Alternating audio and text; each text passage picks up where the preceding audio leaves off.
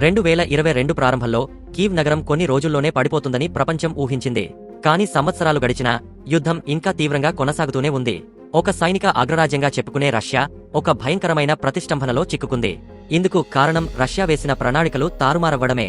Ukraine చూపిన అనూహ్యమైన ప్రతిఘటన ప్రపంచాన్ని ఆశ్చర్యపరిచింది. అసలు రష్యా ప్రణాళికలో ఏం తప్పు జరిగింది?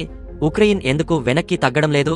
రష్యా వేగవంతమైన విజయం సాధించలేకపోవడానికి కొన్ని ప్రధాన కారణాలున్నాయి. మొదటగా, వారి ఇంటెలిజెన్స్ ఘోరంగా విఫలమైంది. ఉక్రెయిన్ ప్రజల పోరాట పటిమను వారు తక్కువ అంచనా వేశారు. తమకు విముక్తిదాతలుగా స్వాగతం పలుకుతారని భావించారు.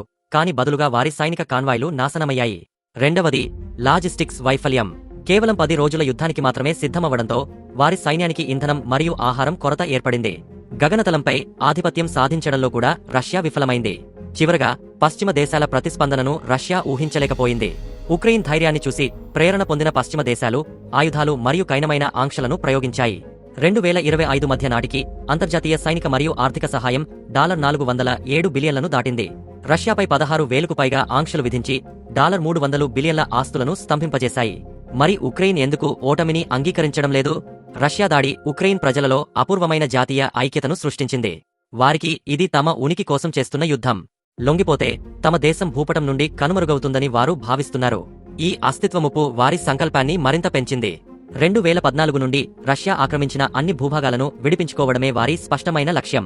2025 చివరి నాటికి ఈ యుద్ధం ఒక క్రూరమైన ప్రతిష్టంభనగా మారింది. సరిహద్దు రేఖ కందకాలు మరియు మందుపాత్రలతో నిండిన నరకాన్ని తలపిస్తోంది.